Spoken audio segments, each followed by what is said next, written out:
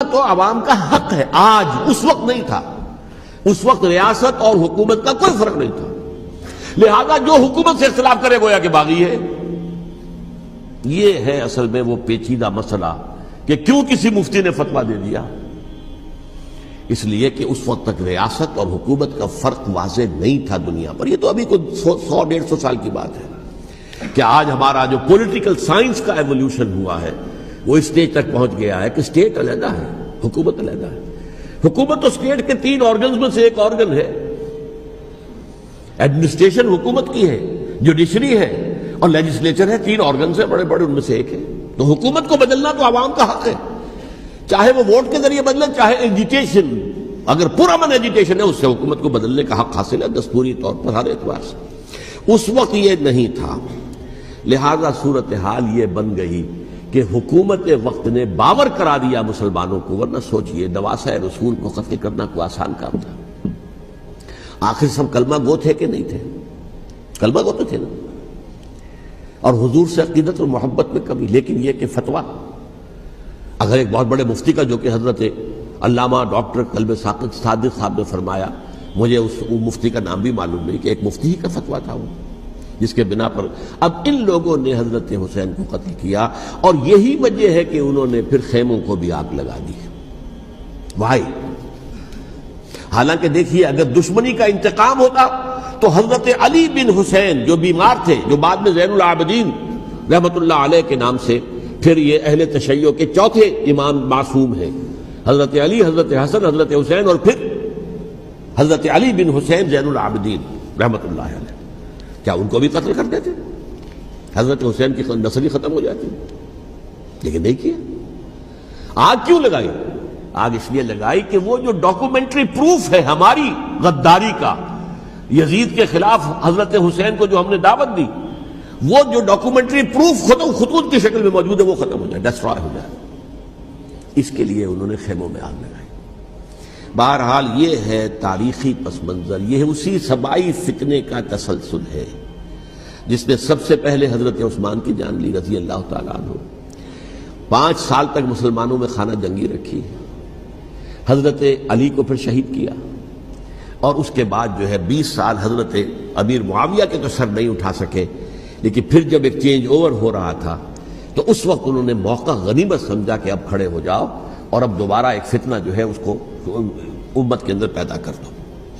اچھا، اس معاملے میں ایک بات جو میں نے وہاں کہی کہ ہمارے ہاں شاعرانہ جو مبالغہ آمیزی ہے، یہ میری گفتگو کا حصہ انہوں نے حذف کر دیا ہے، اور میں نے ایک سنی شاعر، بہت بڑے عالم، جن کے حوالے سے آج بھی میری تقریر ہوگی خالق دینہ ہال میں، مولانا محمد علی جوہر کے ایک شعر کے حوالے سے کہا کہ قتل حسین اصل میں مرگ یزید ہے، اسلام زندہ ہوتا ہے ہر کربلا کے بعد۔ میں نے کہا بالکل محمل شعر ہے، اسلام مرا ہی نہیں تھا، زندہ ہونے کا کیا سوال؟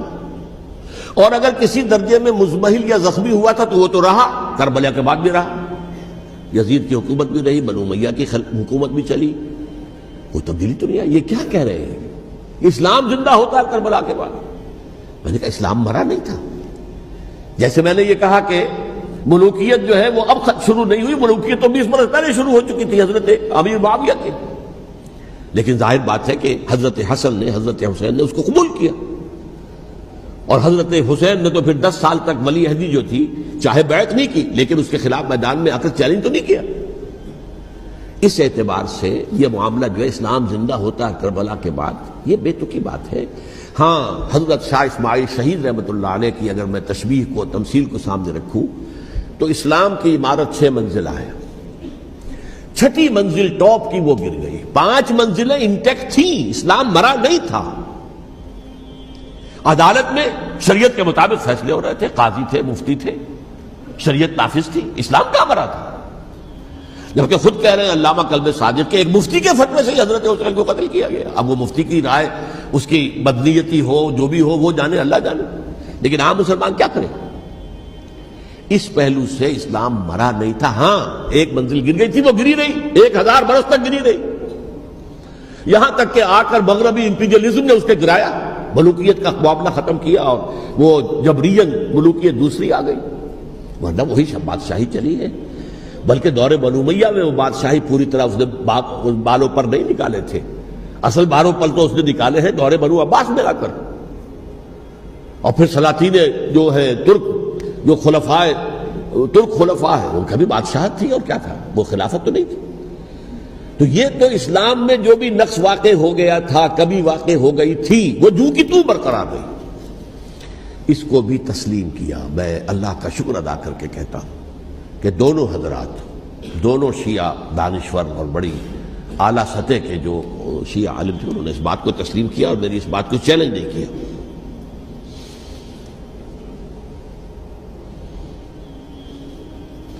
اصل میں تیسری بات میں نے یہ کہی کہ دیکھیے حضرت حسین رضی اللہ تعالی عنہ کی اس شہادت کے بعد، اس کے بعد واقعہ حرہ بھی ہوا، جو واقعہ کربلا سے بھی بعض اعتبارات سے زیادہ بھیانک اور زیادہ گھناؤنا واقعہ بنو امیہ کی تاریخ ہے، جس کو لوگ جانتے ہی نہیں. مدینے کے کچھ لوگوں نے بغاوت کی اور انہوں نے اس کے خلاف فوج بھیجی، اور فوج کو جب مدینہ فتح کر دیا 3 دن کے لیے حلال کر دیا. جو چاہو کرو، یہاں جسے چاہو مارو، جسے چاہو لوٹو، جس کا گھر چاہو برباد کرو، جس عورت کو چاہو ریپ کرو. اور یہ مدینہ النبی کے اندر ہوا. تو کاٹ کھانے والی ملوکیت کے اندر بہت سے واقعات ہوئے. عبداللہ ابن زبیر کھڑے ہوئے، انہوں نے حکومت قائم کی تھی، لیکن یہ کہ وہ تو 6 سال کے لیے کامیاب بھی رہے. ایک حکومت قائم کی، بنو امیہ کے ہاتھ پر بیعت نہیں کی، بالآخر ان کی حکومت بھی ختم ہو گئی. پھر حضرت زید کھڑے ہوئے، انہوں نے بغاوت کی، وہ بھی ناکام رہ گئے.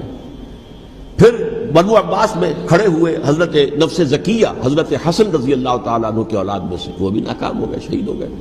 پھر یہ سمجھ لیا گیا کہ اب یہ جہاں تک 6ٹھی منزل ہے وہ تو دوبارہ تعمیر نہیں ہو سکتی.